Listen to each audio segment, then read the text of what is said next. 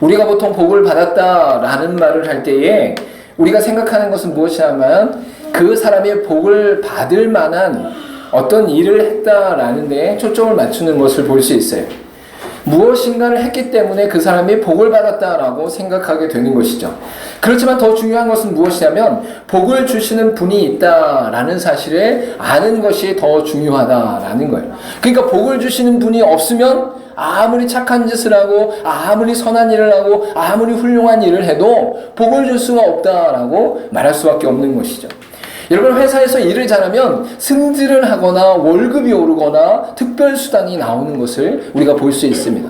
여러분, 올림픽에서 우승을 하면 금메달 따거나 아니면 연금이 나오는 것을 우리가 볼 수 있는 것이죠. 또한 도둑이나 강도를 잡게 되어지면 여러분, 경찰서에서 시상식을 하고 시상금을 주는 것을 우리가 볼 수 있습니다. 여러분, 근데 이 모든 면에서 우리가 가장 먼저 생각하는 것은 무엇이냐면 우리를 비추어서 그 사람이 선물을 받을, 시상금을 받을, 또한 상을 받을 자격이 되는구나 라는 데에 초점을 맞추게 되는 것이 자연스러운 것이다 라는 거예요. 그 사람이 회사에서 일을 열심히 했기 때문에 승진을 했고 월급이 올랐구나. 이 사람이 올림픽을 열심히 준비했기 때문에, 운동을 열심히 했기 때문에 우승을 했고 상금을 받게 되어지고 메달을 따게 되었구나.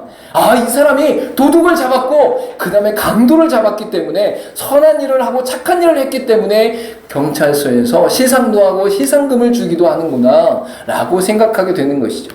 너무나 이게 자연스러운 것이야. 왜? 우리 입장에서는 우리가 행할 바를 그들이 행했기 때문에 그들에게 주는 복이 우리에게도 임했으면 좋겠다는 생각 가운데 그러한 생각을 하게 된다라는 것이죠. 여러분, 근데 여기서 더 중요한 것이 무엇이냐면 회사라는 것이 존재하기 때문에 그곳에서 일을 하는 사람에게 월급도 주고 승진도 할 수 있게 하는 거구나.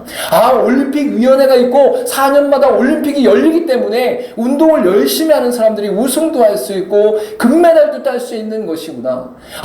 경찰서에서 도둑 잡는 사람들과 강도 잡는 사람들에게 상을 주기 때문에, 선한 일을 한 사람들에게 칭찬하기 때문에 바로 그 강도를 잡은 사람들에게 시상과 시상금을 주는 거구나 라는 데까지 나갈 수 있어야 된다라는 거예요. 즉, 복을 받는다는 것은 내가 어떤 일을 했기 때문에, 어떤 훌륭한 일을 했기 때문에, 착한 일을 했기 때문에, 멋있는 일을 했기 때문에 복을 받는 것이 기준이 아니라 바로 복을 주시는 이가 있구나라는 것을 인식하는 것이 바로 우리의 삶 가운데 필요한 것이다 라고 말씀하고 있는 것이죠.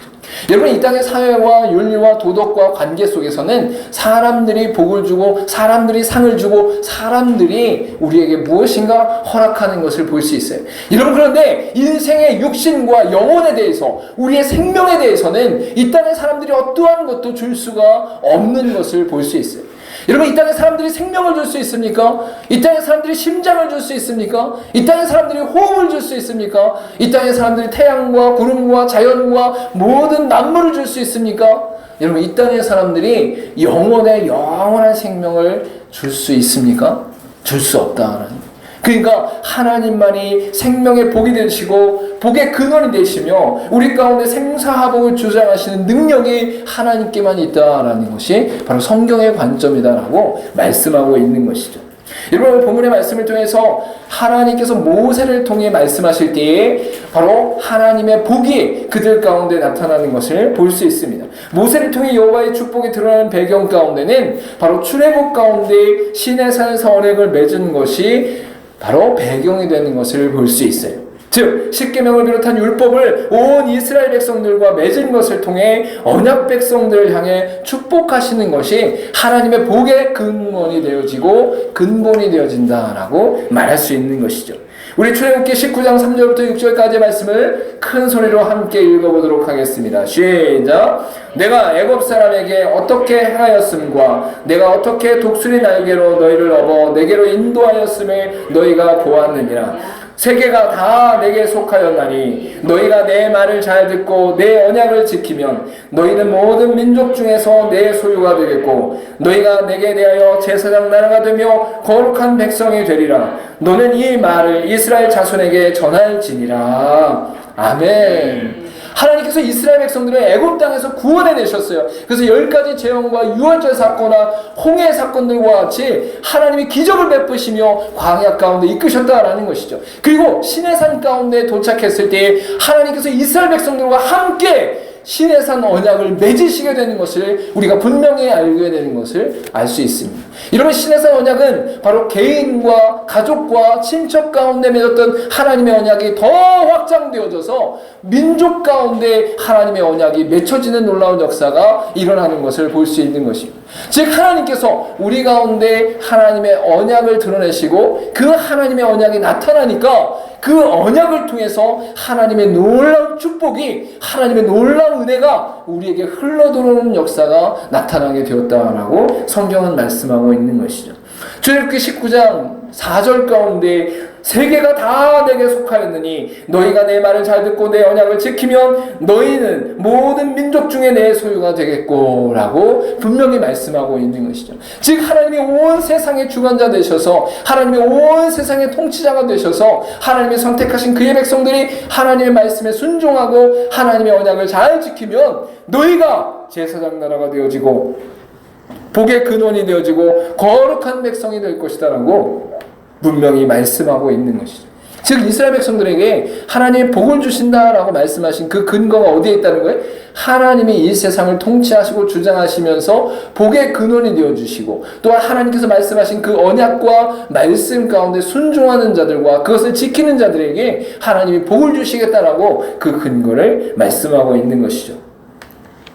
여러분, 특히 민수기 시작하면서 일정 가운데 다시 출발을 준비하는 가운데 광야를 향한 여정이 정비되고 있는 것을 볼 수 있습니다. 즉, 이스라엘 백성들이 가나안 땅을 향해 나올 때에 출애굽, 즉 애굽 땅에서 나오고 홍해를 지나 또한 시내산 앞에 섰을 때에 그 시내 광야 가운데 있는 과정들이 바로 출애굽기의 내용 가운데 나타나게 됩니다. 그리고 나서 이 민수기는 바로 시내 광야에서 다시 가나안 땅으로 출발하기 위해 정비하는 것부터 시작된다라고 말할 수 있어요. 여러분, 그래서 민수기 1장부터 10장까지는 바로 하나님께서 이스라엘 백성들로 하여금 다시 일어나 가나안 땅으로 나아가기 위해 정비하는 내용이 나타나고 있습니다. 민수기 1장 1절 가운데 보니까 이스라엘 자손이 애굽 땅에서 나온 후 둘째 해 둘째 달 첫째 날에 여호와께서 시내 광야 회막에서 모세에게 말씀하여 이르되라고 분명히 말씀하고 있는 것이죠. 즉, 이스라엘 백성들로 하여금 이제 시내산 앞에서 시내 광야에서 다시 일어나 가나안 땅, 하나님이 약속하신 땅으로 나아가기 위해 준비하고 정비하는 것이 바로 민수기 1장부터 10장 가운데 나타나고 있다라는 것이죠. 오늘 본문의 말씀이 바로 민수기 6장 마지막 부분에 나타나고 있기 때문에 민수기 1장부터 6장까지는 남자들의 수를 계수하고 진영을 배치하고 행군 순서가 배정되었으며 레위인의 계수와 의무와 진영에서 부정을 제거하였으며 나시린의 특별한 구별을 말씀하시는 것을 볼 수 있어요. 여러분, 이 내용들을 다 우리가 알 수 없지만, 아직은 모르셔도 상관없지만, 여러분, 이스라엘 백성들이 가나안 땅을 향해 가기 전에 바로 시내산 앞에서 언약을 맺었단 말이에요. 그리고 그 언약 백성으로서의 정비가 지금 나타나고 있는 거예요. 즉, 하나님 앞에서 하나님이 선택하신 그 은혜 가운데, 아, 내가 이제 언약 백성이구나, 내가 이제 하나님의 백성이구나, 내가 이제 하나님의 약속된 백성이구나 라는 그 고백과 은혜 가운데 다시 이스라엘 백성들이 정비하고 준비해서 철저하게 하나님 앞에 거룩한 백성으로 서는 과정이 바로 1장부터 6장까지 내용 가운데 나타나고 있다라는 것이죠. 즉, 하나님의 은혜로 언약을 맺고 가나안 땅을 향하는 믿음의 백성들을 향해 하나님은 축복하고 계시는 것을 볼 수 있는 것입니다. 지금도 우리 안에 영원한 천국을 향해 걸어가는 믿음의 백성들에게 동일하게 말씀하고 있는 것을 볼 수 있는 것이죠. 여러분, 이스라엘 백성들이 출애굽해서 홍해를 지나 가나안 땅으로 가는 그 여정을 지금 이 시대에 우리가 살아가는 삶의 여정과 비교해보면, 우리가 이 땅에 하나님을 모르던 광야의 그 과정 속에서 하나님이 우리를 구원하셨단 말이에요. 유월절 피를 흘림으로 이스라엘 백성들이 출애굽한 것처럼 우리가 예수 그리스도의 십자가의 피로 말미암아 구원을 받게 되어지고, 그 안에서 아직 이 땅에 살아가지만 천국을 향해 걸어가는 믿음의 삶을 살아가고 있다라는 것이죠. 그래서 이 출애굽의 여정은 바로 지금 이 땅을 살아가는 믿음의 백성들의 여정과 비교되어지는 것이고, 바로 출애굽의 여정은 바로 이 땅을 살아가는 믿음의 백성들을 향한 예표와 예시로 나타나고 있는 것을 볼 수 있는 것이에요. 그러니까 이스라엘 백성들의 출애굽 과정 가운데 광야를 거치는 모든 여정이 우리의 모습과 비슷하다. 우리의 모습을 예표하고 있는 것이다 라는 거예요. 여러분, 이스라엘 백성들은 계속 하나님을 향해 원망하고 불평해요. 여러분, 그런데 그러한 모습이 우리 가운데도 나타나는 것을 볼 수 있어요. 내가 예수 그리스도를 믿는다고 하지만, 내가 예수 그리스도를 따른다고 하지만 우리도 모르게 죄의 속성 가운데 나타나는 연약함 속에서 원망하고 불평하는 모습이 그리스도인의 삶 가운데도 나타나고 있다라는 것이죠. 그렇지만 하나님께서 이스라엘 백성들의 광야 40년 동안 고치시고 훈련시키시고 세우시는 것처럼 우리의 인생 가운데도 변화시키시며 성숙시키시는 놀라운 여정 가운데 천국으로 이끌어가고 계신다라고 성경은 말씀하고 있는 것입니다. 우리 요한복음 14장 1절부터 3절 말씀을 같이 한번 읽어보도록 하겠습니다. 시작. 너희는 마음에 근심하지 말라. 하나님을 믿으니 또 나를 믿으라. 내 아버지 집에 거할 곳이 많도다. 그렇지 않으면 너희에게 일렀으리라. 내가 너희를 위하여 거처를 예비하러 가노니 가서 너희를 위하여 거처를 예비하면 내가 다시 와서 너희를 내게로 영접하여 나 있는 곳에 너희도 있게 하리라. 예수 그리스도께서 이 땅 가운데 구원을 완전히 성취하시는 그 은혜 안에서 우리에게 약속하신 것이 무엇이냐면, 예수 그리스도께서 재림하실 때 우리가 거할 거처가 영원한 하나님 나라의 거처가 우리에게 허락될 것이다 라고 분명히 말씀하고 있는 것이죠. 즉 이스라엘 백성들이 광야 가운데 하나님 말씀 안에서 복을 받을 때에도 가나안 땅 가운데 누릴 하나님의 놀라운 축복을 말씀 안에서 들었던 것처럼, 우리도 이 땅 가운데 예수 그리스도의 놀라운 은혜 안에서 우리 개인의 종말, 즉 육신이 죽는 그 순간과 예수 그리스도의 재림, 즉 세상의 모든 것이 종말로 이어지는 그때에 우리가 하나님 앞에서 영생의 기쁨과 또한 천국의 소유 가운데 은혜를 누리게 될 것이다 라고 분명히 말씀하고 있는 것이죠. 여러분, 그래서 오늘 본문의 말씀 가운데 이 아론과 그의 자녀들을 통해서 약속하신 이 축복의 은혜는 우리에게 네 가지 의미를 주고 있는 것을 볼 수 있습니다. 첫 번째, 우리 한번 따라가 보도록 하겠습니다. 오직 복의 근원은 여호와 하나님이시다. 복은 우리로부터 주어지는 것이 아니라 오직 하나님만이 복의 근원이 되신다라고 분명히 말씀하고 있는 것이죠. 오늘 본문의 말씀 가운데도 복을 허락하실 때에 계속 반복적으로 말씀하고 있는 것이 무엇이냐면 여호와는 이라고 선포하고 있는 것을 볼 수 있는 것입니다. 이렇게 반복하는 이유가 무엇이냐면, 모든 복의 주관자와 주체자가 바로 하나님이시다라고 강조하고 있는 것을 볼 수 있는 것입니다.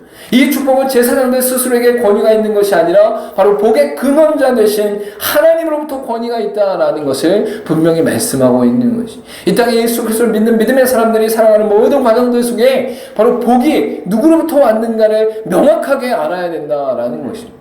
여러분, 이 땅에 우리가 직장 생활할 때, 사회생활할 때, 어떤 사회에 모든 관련된 일을 할 때 사람이 우리에게 무엇인가 혜택을 주는 것 같이 느껴져요. 야, 저 사람이 나에게 어떤 승진을 하게 해주고, 저 사람이 나에게 월급을 주고, 저 사람이 나에게 도움을 주고, 저 사람이 나에게 복지 정책을 주는 것처럼 여겨져요. 여러분, 그러나 그러한 것들이 그 사람이 주는 것이 아니라는 거예요. 세상의 원리로만 봐도 회사가 있기 때문에, 정부가 있기 때문에 공무원들이, 직장인들이 그러한 복을 우리에게 줄 수가 있는 것이죠. 여러분, 복지 정책이 있다 할지 우리가 동사무소에 가서 그 복지 담당자에게 잘 보일 필요가 없어요. 왜 그래요? 그 사람이 그것을 주는 것처럼 보이지만 이미 정부에서 정한 것에 그 사람은 그대로 시행할 뿐이에요. 그러니까 그 사람은 그 대상자가 그 적격 요건만 되어지면 줄 수밖에 없어. 만약에 복지 담당자가 어떤 사람이 딱 왔는데 그 사람은 기분이 나빠. 아, 저 사람 재수가 없어. 뭐 저 사람 나에게 마음이 안 들어. 저 사람 나에게 뭐 말을 틱틱거리면서 제대로 안 해. 그런데 모든 서류가 요건이 충족되어지고 그 사람 자격 요건이 다 충족돼. 그럼 이 복지 담당자가 그 사람에게 해당되는 복지를 줄까요, 안 줄까요? 준다. 줄 수밖에 없다. 왜? 그 사람에게 권한이 있는 것이 아니라 이미 정해진 것을 그 사람은 시행할 뿐인 거예요. 여러분, 이 땅 가운데 제사장을 통해서 복을 주는 것 같지만 그 제사장의 복의 근원이 되어지고 능력이 있는 것이 아니라, 권위가 있는 것이 아니라 하나님이 그것을 허락하셨기 때문에, 하나님이 그것을 우리를 통해서 이루실 은혜 안에서 허락하셨기 때문에 그 사람이 그걸 가능하다라는 것을 볼 수 있는 것이죠. 여러분, 이 땅에 목회자들이 잘못 생각하고 있는 것은 무엇이냐면, 목회자 역할은 이미 예수 그리스도께서 구원과 언약을 성취하셨기 때문에 그 일에 대해서 증거하며 섬기며 가르치는 역할이 목회자예요. 여러분, 근데 교회 안에서 신비주의와 샤머니즘과 유교와 불교와 이 종교들이 연합되어져서 목회자가 엄청나게 어떤 신적 권위와 능력을 갖고 있는 것처럼 생각하는 경우들이 발생하더라라는 거예요. 그래서 과거에 많은 목회자들이 잘못 생각했던 것이 뭐냐면, 내가 능력을 준다, 내가 문제를 해결한다, 내가 기도해주면 문제가 해결된다, 내가 능력이 있다라고 생각하는 그것이 얼마나 큰 잘못인가를 알지 못했다라는 거예요. 여러분, 그래서 목회자들 가운데 교만함 가운데 빠지면 어떻게 되죠? 자기가 교회를 좌지우지하는 것처럼 느껴져요. 자기가 교회의 성도들을 좌지우지하는 것처럼 느껴져요. 자기가 하나님의 신적 권위가 뭔가 있어갖고 사람들에게 어떤 큰 영향을 주는 것처럼 느껴져요.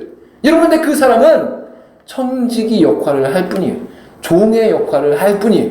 전달자의 역할만 할 뿐이에요. 그 사람이 능력이 있는 것이 아니라는 거예요. 그 사람에게 임하고 그 사람 가운데 역사하고 그 사람 가운데 함께 하셨던 하나님이 떠나면 그 사람은 아무것도 아니라는 거예요. 여러분, 이런 사실이 역사적으로 성경적으로 어떤 인물에게서 나타납니까? 사울 왕을 통해서 나타나는 것을 볼 수 있죠. 이스라엘 백성들이 통일왕국에 왕을 허락해 주십시오, 왕을 허락해 주십시오 간절히 요청하니까 하나님께서 사울 왕을 세웠는데, 사울이 초반에는 겸손하게 하나님의 일을 감당하며 은혜 가운데 감당했지만 나중에 교만해서 하나님 앞에 범죄하고 하나님을 무시하고 하나님 말씀에 순종하지 않으니까 하나님이 이 사울왕으로부터 떠난 것과 즉시 악귀가 들고 사단이 역사하는 것을 분명히 발견할 수 있는 거예요. 사람에게 있어 권위가 있는 것이 아니라 하나님에게 권위가 있다는 사실을 잊지 마시기를 간절히 소망합니다. 창세기 12장 3절 말씀에 우리 같이 한번 읽어보도록 하겠습니다. 시작. 너를 축복하는 자에게는 내가 복을 내리고 너를 저주하는 자에게는 내가 저주하리니 땅의 모든 족속이 너로 말미암아 복을 얻을 것이라 하신지라. 하나님께서 아브라함을 부르셔서 믿음의 조상으로 세우실 때에 하나님께서 아브라함에게 복의 근원이 되게 하셨다고 말씀하고 있어요. 근데 이 복의 근원이 되게 하시는 놀라운 축복이 아브라함으로부터 시작된 것이 아니라 하나님으로부터 시작되었다는 거예요. 하나님이 너에게 복을 주는 자들에게 복이 되어지고 복을 저주하는 자에게 저주하는 이러한 권한을 주셨기 때문에 아브라함에게 그 능력이 있는 것이지, 아브라함 스스로가 이 권한과 능력을 갖고 있는 것이 아니다라고 분명히 성경은 말씀하고 있는 것이죠. 에스겔서 34장 21절과 26절 말씀도 우리 같이 한번 읽어보도록 하겠습니다. 시작. 내가 또 그들과 화평의 언약을 맺고 악한 짐승을 그 땅에서 그치게 하리니 그들이 빈들에서 평안히 거하며 숲을 가운데서 잘지라. 내가 그들에게 복을 내리고 내 산 사방에 복을 내리며 때를 따라 소낙비를 내리되 복된 소낙비를 내리리라. 아멘. 하나님께서 에스겔 선지자를 통해서 이스라엘 백성들 가운데 말씀하신 그 은혜는 바로 하나님의 주체자가 되셔서 그들에게 복을 내리고 그들에게 복을 내리며 그들에게 소낙비와 같이 복된 것을 내릴 것이다 라고 분명히 말씀하고 있습니다. 우리가 오늘 본문의 말씀을 통해서 복을 이야기할 때에 가장 먼저 기억해야 될 것은 무엇이냐? 바로 복의 근원은 여호와 하나님 한 분뿐이시라는 사실을 잊지 마시기를 간절히 소망합니다. 두 번째로 우리가 나타나는 것은 무엇이냐? 오직 제사장과 그 아들들로만 허락하신다라는 것을 말씀하고 있습니다. 우리 같이 한번 읽어보겠습니다. 오직 제사장과 그 아들로만 허락하신다라고 말씀하고 있는 것이죠. 아론과 그의 아들들을 통해 이스라엘 자손들을 축복하도록 허락하셨다라고 말씀하고 있습니다. 하나님과 백성 사이에 중보자 역할을 하는 제사장을 통해 축복하시는 것을 우리가 분명히 알 수 있는 것이죠. 오늘 본문의 말씀 가운데 23절에 보니까 아론과 그의 아들들에게 말하여 이르기를 너희는 이스라엘 자손을 위하여 이렇게 축복하여 이르되 라고 분명히 말씀하고 있는 것이죠. 아론과 그의 아들들, 즉 제사장들에게만 바로 백성들을 축복할 수 있는 권한과 능력을 허락하셨다라는 거예요. 여러분, 이스라엘 백성들의 지도자였던 모세에게도 이러한 능력을 허락하지 않으셨어요. 하나님께서 정하신 그 대상자를 통해서만 하나님께서 복을 허락하시는 놀라운 역사가 일어났다라고 말씀하고 있는 것이죠. 여러분, 이것은 하나님께서 아론 그리고 그 자녀들, 즉 레위인이라는 그 제사장들에게만 하나님이 특별히 허락하신 은혜가 있는 것이고, 이것은 구약 전체 가운데 말씀의 흐름 속에서 놓치지 않고 하나님께서 허락하신 은혜 안에서 드러나고 있는 것을 볼 수 있어요. 즉 구약 전체 가운데 제사장을 통해서 중보자의 역할, 즉 하나님과 이스라엘 백성들과의 관계 속에서 그 중간 역할을 하는 것을 바로 아론과 그 자녀들, 즉 제사장의 그 집안을 통해서 이루어가고 계신 것을 볼 수 있다라는 거예요. 여러분, 이것은 아론과 그 자녀들이 존귀하거나 아름답거나 귀하고 그들이 아무런 결함이 없어서가 아니라 하나님이 정하신 원리가 있다라는 것을 분명히 말씀하고 있는 것이고, 구약 전체 가운데 이 제사장의 원리는 어디로부터 나타나느냐? 예수 그리스도가 오셨을 때에 예수 그리스도가 대제사장 되시는 놀라운 은혜 가운데 그 일을 이루셨다라고 분명히 말씀하고 있는 것입니다. 바로 예수 그리스도의 영원한 대제사장 되심을 예표하고 있는 것이 바로 아론과 그 아들들이다라고 분명히 말씀하고 있는 것이죠. 히브리서 5장 5절과 6절 말씀 같이 한번 읽어보도록 하겠습니다. 시작. 또한 이와 같이 그리스도께서 대제사장 되심도 스스로 영광을 취하심이 아니요 오직 말씀하신 이가 그에게 이르되 너는 내 아들이니 내가 오늘 너를 낳았다 하셨고, 또한 이와 같이 다른 데서 말씀하시되 내가 영원히 멜기세덱의 반차를 따르는 제사장이라 하셨으니. 할렐루야. 여기 오늘 본문의 말씀 가운데 히브리서 5장 5절 가운데 말씀 가운데 오직 말씀하신 이가 그에게 이르시되 라고 분명히 말씀하고 있죠. 즉 하나님께서 그의 아들 예수 그리스도를 통해 제사장을 세우셨는데 대제사장으로서 그 역할을 감당하게 하셨고, 바로 아론과 그의 자녀들을 통해서 온전하게 드러나지 않았던 그 제사장의 역할에 바로 예수 그리스도 멜기세덱의 반차를 쫓아 멜기세덱의 직위에 쫓아 바로 예수 그리스도께서 그 역할을 감당하셨다라고 분명히 말씀하고 있는 거예요.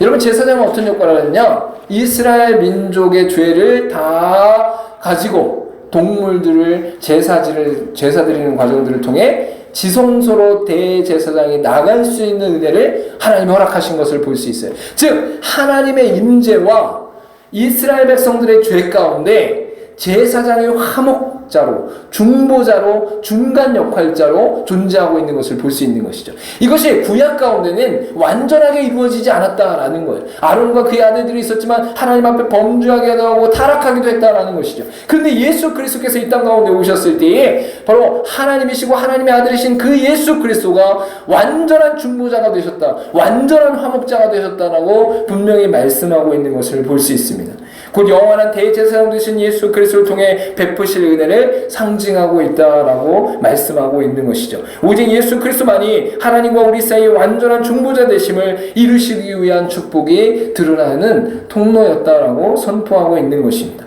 히브리서 8장 5절과 6절 말씀을 같이 한번 읽도록 하겠습니다. 시작.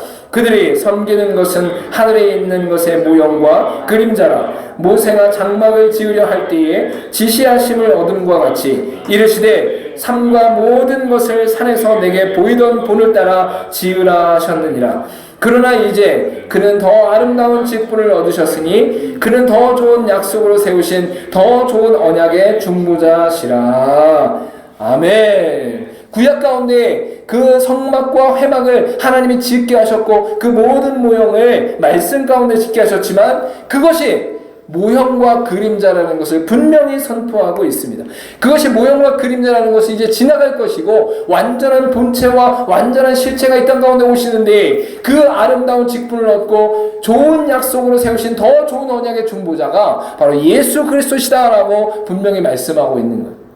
그래서 구약 전체는 예수 그리스도의 오심을 예표하고 예시하고 그림자가 되신다 라고 분명히 말씀할 수 있어요. 구약 전체에 나타난 예수 그리스도의 오심에 대한 예표가 예수 그리스도가 오셨을 때는 그 본체가 그 실체가 왔기 때문에 바로 그리스도께서 완전한 중보자와 완전한 언약자와 완전한 화목자로 이 땅 가운데 존재하게 되신다라고 분명히 말씀하고 있는 것이죠. 오늘 본문의 말씀을 통해서 이 축복의 세 번째 의미는 바로 삼위 하나님의 연합 가운데 이루신다라는 것을 분명히 말씀하고 있어요. 오늘 선포된 축복은 각각 삼위 하나님을 드러내며 이를 통해 삼위 하나님의 연합 가운데 복이 선포됨을 분명히 말씀하고 있습니다. 성부 하나님의 복의 근원과 우리 삶의 주관하심과 섭리하심을 선포하는 것이 바로 24절 말씀입니다. 여호와는 내게 복을 주시고 너를 지키시길 원하며, 즉 복의 근원이 되시고 우리를 통치하시고 섭리하시는 은혜가 성부 하나님께 있다라고 말씀하고 있는 것이죠. 성자 하나님의 성육신과 구속의 은혜를 선포하시는 것이 바로 25절 말씀 가운데 나타나고 있습니다. 여호와는 그의 얼굴을 내게 비추사 은혜 베푸시길 원하며 라고 말씀하시는 것이죠. 즉 하나님이 우리의 눈에 보이지 않지만 그분이 성육신 하셔서 이 땅 가운데 오심으로 말미암아 우리로 하여금 보게 하시고 그 낯을 드러내셨으며 우리 가운데 구속의 은혜를 선포하시는 역사가 바로 나타나는 것이다 라고 말씀하고 있어요. 그리고 마지막으로 성령 하나님의 도움과 평강의 능력이 26절 말씀 가운데 선포되고 있는 것을 볼 수 있습니다. 여호와는 그 얼굴을 내게로 향하여 드사 평강 주시기를 원하노라 할지니라 라고 말씀하고 있는 것이죠. 즉 성령 하나님께서 우리의 삶 가운데 도움이 되시며 평강이 되셔서 하나님의 은혜를 나타내신다라고 말씀하시는데, 그 얼굴을 내게 향했다는 것은 예수 그리스도의 구속의 사역을 드러내셨다라고 말씀하고 있는 거예요. 그래서 성령 하나님은 홀로 사역하시는 것이 아니라 성자 하나님 예수 그리스도를 드러내시는 사역을 감당하시는 것이 바로 성령 하나님의 역사다라고 성경은 분명히 말씀하고 있는 것이죠. 우리 마태복음 3장 16절과 17절 말씀 읽어보도록 하겠습니다. 시작. 예수께서 세례를 받으시고 곧 물에서 올라오실새 하늘이 열리고 하나님의 성령이 비둘기같이 내려 자기 위에 임하심을 보시더니 하늘로부터 소리가 있어 말씀하시되 이는 내 사랑하는 아들이요 내 기뻐하는 자라 하시니라. 예수 그리스도께서 세례를 받으실 때에 하나님으로부터 성령이 비둘기같이 임했다라고 말씀하시면서 바로 하나님의 음성이 들릴 때에 이는 내 사랑하는 아들이요 내 기뻐하는 자다라고 말씀하는 것을 볼 수 있죠. 즉 성부, 성자, 성령 하나님께서 함께 사역하심을 분명히 드러내고 있는 것을 알 수 있는 것입니다. 마태복음 28장 19절과 20절 말씀도 같이 읽어보도록 하겠습니다. 시작. 그러므로 너희는 가서 모든 민족을 제자로 삼아 아버지와 아들과 성령의 이름으로 세례를 베풀고 내가 너희에게 분부한 모든 것을 가르쳐 지키게 하라. 볼지어다 내가 세상 끝날까지 너희와 항상 함께 있으리라 하시니라.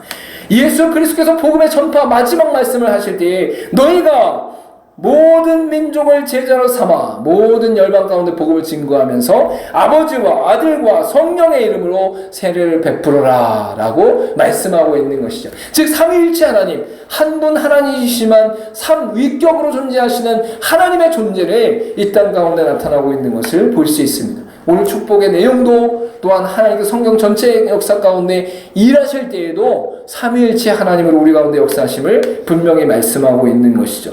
네 번째 의미는 무엇이냐면 축복의 대상은 언약 백성이다라고 분명히 말씀하고 있는 것을 볼 수 있습니다. 앞에서 이야기한 것처럼 축복의 대상은 언약을 맺은 이스라엘 백성들을 분명히 지칭하고 있습니다. 즉 하나님의 기뻐하심과 뜻하신 가운데 선택하신 그의 백성들에게 복을 더하시는 은혜를 허락하신다라고 말씀하고 있는 것이죠. 지금은 이미 우리 안에 예수 그리스도를 통해 영원한 생명과 자녀된 권세의 은혜의 복을 우리로 하여금 누리게 하셨다라고 성경은 말씀하고 있습니다. 여러분 구약 가운데 신명기에 복의 복을 더하시는 말씀이 바로 28장 1절부터 6절 가운데 나타나는 것을 볼 수 있습니다. 우리 신명기 28장 1절부터 6절 말씀을 읽도록 하겠습니다. 시작. 내가 내 하나님 여호와의 말씀을 삼가 듣고 내가 오늘 내게 명령하는 그의 모든 명령을 지켜 행하면 내 하나님 여호와께서 너를 세계 모든 민족 위에 뛰어나게 하실 것이라. 내가 내 하나님 여호와의 말씀을 청종하면 이 모든 복이 내게 임하여 내게 이르리니 성읍에서도 복을 받고 들에서도 복을 받을 것이며 내 몸의 자녀와 내 토지의 소산과 내 짐승의 새끼와 소와 양의 새끼가 복을 받을 것이며 내 광주리와 떡반죽 그릇이 복을 받을 것이며 내가 들어와도 복을 받고 나가도 복을 받을 것이니라. 할렐루야. 우리는 어디에 초점을 맞출까요? 복을 받고 복을 받고 복을 받고 복을 받고 복을 받고 여기에 초점을 맞춰. 성경은 그러나 무엇을 말씀하고 있는 거예요? 하나님의 말씀에 순종하고 그 말씀을 힘써 지키면 네가 복을 받을 것이다 라고 말씀하고 있는 것이죠. 여러분이 이 땅 가운데 살아가며 하나님의 말씀을 지킨다는 것은 무엇을 말합니까? 하나님이 선택한 언약의 백성이라는 거예요. 여러분이 믿음의 백성이라는 거예요. 여러분이 하나님의 자녀라는 거예요. 하나님의 백성이 아니면 하나님의 말씀 지킬 이유가 하나도 없어요. 길거리에 지나가는 사람들 붙잡고 하나님 말씀 지키라고 해보십시오. 미쳤다고 그러지. 왜? 내가 그걸 지킬 이유가 없거든. 하나님이 누군지도 모르고, 하나님이 왜 존재하는지 안 존재하는지도 모르고, 하나님이 내가 복을 줄지 안 줄지도 모르는데 내가 하나님 말씀을 왜 지키냐는 거예요. 나는 내가 열심히 살겠다는 거예요. 내 힘 믿고 살겠다는 거예요. 이 땅에 내 의지는 나뿐이라는 거예요. 그러면서 이 땅을 살아가는 수많은 사람들이 어떻게 언약의 백성이라는 거예요. 여러분, 오늘 본문의 말씀 가운데 언약의 백성은 하나님의 말씀을 듣는다. 그리고 그 하나님의 말씀을 듣고 순종하며 지키는 자들을 통해 하나님이 백성 가운데 복을 주신다라고 선포하고 있는 것이죠. 즉 언약 백성들에게 바로 축복을 허락하시고 복을 허락하시는 은혜를 우리에게 분명히 말씀하고 있는 것을 볼 수 있습니다. 창세기 15장 1절 말씀 우리 같이 한번 읽어보겠습니다. 시작. 이후에 여호와의 말씀이 환상 중에 아브라함에게 임하여 이르시되 아브라함아 두려워하지 말라. 나는 내 방패요 너의 지극히 큰 상급이니라. 할렐루야. 따라해 보시기 바랍니다. 복의 복은 복 중에 복은 하나님이시다. 여러분, 이 땅 가운데 살아가면서 수많은 복에 대한 갈망이 있을 거예요. 나는 돈이 많았으면 좋겠습니다. 나는 인기가 많았으면 좋겠습니다. 나는 많은 사람들과 함께하기 원합니다. 나는 이 땅 가운데 지위가 높아지기 원합니다. 명예가 높아지기 원합니다. 이 땅 가운데 높아지길 원합니다. 여러분, 근데 이 땅에 주어지는 것들은 우리에게 있어서 첫 번째 복도 아니고 완전한 복도 아니에요. 여러분, 이 땅에서 예수 그리스도를 믿는 믿음의 백성들에게 이미 주어진 복, 우리가 이미 누리고 있는 복, 이미 우리가 갖고 있는 복은 무엇이냐면 하나님이시라는 거예요. 여러분, 아브라함을 부르셔서 하나님이 복을 허락하실 때에 내가 너의 방패다, 내가 너의 상급이다 라고 선포하고 있는 것을 볼 수 있죠. 방패라는 것은 뭐예요? 보호하신다는 거예요. 인도하신다는 거예요. 여러분이 어떤 상태에 있더라도, 어떤 상황 가운데 있더라도 하나님께서 여러분을 보호하신다는 거예요. 하나님이 여러분을 인도하신다는 거예요. 여러분, 상급은 뭐예요? 우리가 이 땅 가운데 무슨 일을 행했을 때 무엇인가 우리에게 주면 그 준 것 때문에 많이 기뻐하죠. 많이 즐거워하죠. 여러분, 근데 이미 하나님이 우리의 상급 되셔서 하나님을 믿는 그의 백성들은 하나님만으로 만족하고 하나님만으로 기뻐할 수 있는 능력을 하나님이 허락하셨다는 거예요. 가난해도 부족해도 미련해도 이 땅 가운데 사람들보다 못 살고 좋은 제품들과 좋은 명품을 갖고 있지 않아도 이미 예수를 믿는 사람들에게는 하나님이 상급이라는 거예요. 할렐루야. 여러분, 사회 속에서도 그런 걸 우리가 볼 수 있잖아요. 어떤 돈 때문에, 어떤 상 받는 것 때문에, 사람들이 인정하는 것 때문에 뭔가 열심히 하는 사람도 있어요. 그것 나쁜 것도 아니에요. 그런데 어떤 사람들이 있냐면 내가 그것을 하는 것 자체를 즐거워하는 사람들이 있어요. 내가 그림 그리는 것 자체를 즐거워하고, 내가 운동하는 것 자체를 즐거워하고, 내가 사람 고치는 것 자체를 즐거워하고. 무슨 뜻인지 알겠어요? 그거를 자체를 즐거워하며 기뻐하며 그 일을 했더니 사람들이 상을 주는 거예요. 이야, 잘 그리네요. 이야, 사람들 잘 도와주네요. 이야, 일을 열심히 하네요.